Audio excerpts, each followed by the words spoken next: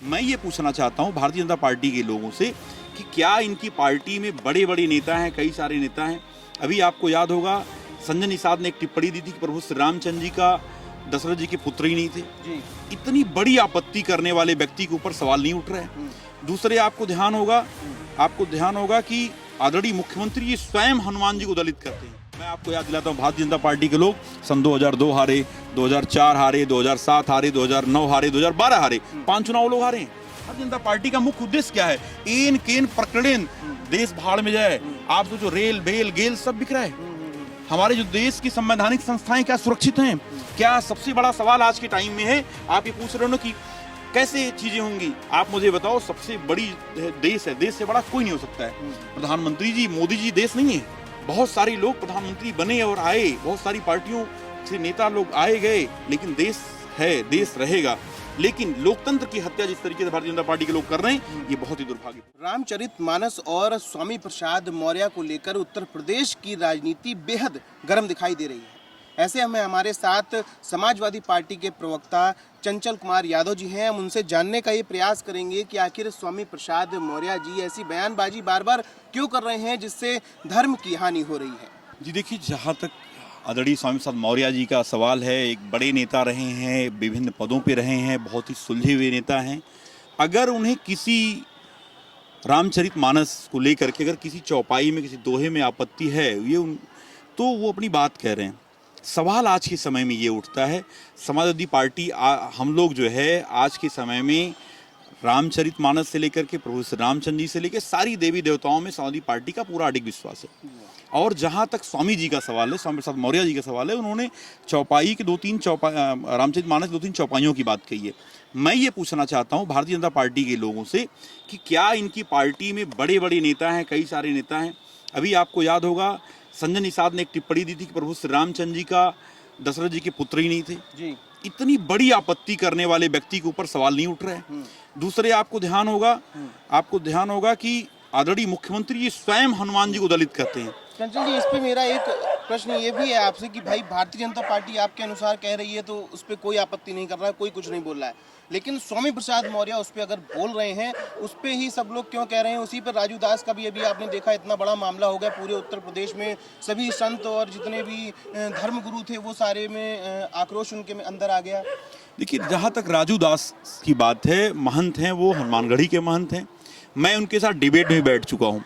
आप बिलीव नहीं करोगे, ये ऐसे संत लोग हैं जो गुस्सा करते हैं बहुत ज़्यादा। संत कभी गुस्सा नहीं करते। अगर आप देखें, राजू दास जी की बात आप कर रहे हैं, आपको याद होगा ये भारतीय जनता पार्टी से टिकट मांग रहे थे अयोध्या में चेयरमैन का। तो ये खैर उनके बारे में ज़्यादा टिप्पणी मैं नहीं कर पाऊंगा। आज के समय में जो गौड़ सवाल हैं, जनता के प्रमुख मुद्दे हैं, वो मुद्दे ये हैं कि महंगाई आज के टाइम में चरम पर है, भ्रष्टाचार चरम पर है। जो आदरणीय प्रधानमंत्री जी 60 साल बनाम 60 महीने की बात करते थे, अब तो आपके तकरीबन लमसम 100 मंथ से ऊपर हो गए हैं। तो सवाल ये है कि आज के समय में क्या वो मुद्दों की कोई चर्चा हो रही है? आप अगर जनता आज पूछ रही है, नौजवान पूछ रहा है कि 2 करोड़ रोजगार का क्या हुआ? लेकिन वही जनता आज ये कह रही है कि अगर योगी और मोदी हैं तभी हिंदू राष्ट्र है। नहीं, देखिए, हिंदू राष्ट्र, पहली बात तो देश जो है, हिंदू राष्ट्र आप सोचिए, देश संविधान से चलता है, ना कि किसी एक धर्म से चलने वाला है। और आप जानते हैं हिंदुस्तान धर्मनिरपेक्ष देश है। और यहाँ पे अगर आप देखें, जो हमारी संविधान की प्रस्तावना है, अगर आप उसको पढ़ लेंगे तो सारा जवाब मिल जाएगा। दूसरी बात यह है, भारतीय जनता पार्टी के लोग जो है समाज को, जनता को केवल धर्म के नाम पे राजनीति करके लोगों को लड़ना चाहते हैं। हम समाजवादी लोग हमेशा विकास की बात करते हैं। क्या कारण है कि इतना कुछ समाजवादी पार्टी कर रही है, इतनी सारी चीजें, इतना सारा विकास पूरे उत्तर प्रदेश की जनता के लिए, उत्तर प्रदेश के लिए उन्होंने किया है, फिर भी चुनाव में वो जीत नहीं पा रहे हैं? देखिए, चुनाव में हार जीत लगी रहती है। आपको मैं याद दिलाता हूँ, भारतीय जनता पार्टी के प्रवक्ताओं से पूछता हूँ कि आप ये बताओ, हमको कहते हो 4 बार हार गए। मैं आपको याद दिलाता हूँ, भारतीय जनता पार्टी के लोग सन 2002 हारे, 2004 हारे, 2007 हारे, 2009 हारे, 2012 हारे, 5 चुनाव लोग हारे हैं। ऐसा नहीं है, जनता है, कभी कभी ऐसा होता है। लेकिन आप सोचिए, 2024 में जनता ने पूरा मन बना लिया है। जिस आम जनता को बात होती थी बहुत हुई महंगाई की मार, 30-40 रुपए डीजल पेट्रोल की बात करते थे लोग, आज के समय में 100 रुपए डीजल पेट्रोल के रेट हैं। आप सोचिए किसानों की जो आय दुगुनी करने की बात करने वाले लोग थे, किसानों की लागत दुगुनी हो गई। अगर आप देखिए वही आप सोचिए देश का दुर्भाग्य देखिए, हमारे प्रधानमंत्री जी 56 इंच की सीने की बात करते हैं। आप याद करिए इस देश का जो बजट है, हमारा बजट का 6.5% तकरीबन केवल राशन बांटने में खर्च कर रहे हैं, और शिक्षा का जो बजट है केवल 2% खर्च कर रहे हैं। तो सवाल यह है कि आप जो भारतीय जनता पार्टी का मुख्य उद्देश्य क्या है? एन केन प्रकरण देश भाड़ में जाए। आप सोचो रेल बेल गेल सब बिक रहा है। हमारे जो देश की संवैधानिक संस्थाएं क्या सुरक्षित हैं? क्या सबसे बड़ा सवाल आज के टाइम में है, आप ये पूछ रहे हो ना कि कैसे चीजें होंगी, आप मुझे बताओ। सबसे बड़ी देश है, देश से बड़ा कोई नहीं हो सकता है। प्रधानमंत्री जी मोदी जी देश नहीं है जी। बहुत सारे लोग प्रधानमंत्री बने और आए, बहुत सारी पार्टियों से नेता लोग आए गए, लेकिन देश है, देश रहेगा। लेकिन लोकतंत्र की हत्या जिस तरीके से भारतीय जनता पार्टी के लोग कर रहे हैं, ये बहुत ही दुर्भाग्यपूर्ण है। ऐसे में सुबह सपा के प्रमुख ओम प्रकाश राजभर जी भी अपनी जो राजनीतिक रोटियां हैं खूब सेक रहे हैं। स्वामी प्रसाद मौर्य पर उन्होंने अभी एक बयान दिया है, बोला है गले में माला दीवारों पर ताला, और राम नाम जपना पराया माल अपना। ये मेरा ख्याल है कि आदरणीय ओम प्रकाश राजभर जी अपने बारे में कह रहे हैं। जो जैसे नहीं जाकी रही भावना जैसी, वही है सेम वो आदरणीय ओम प्रकाश राजभर जी।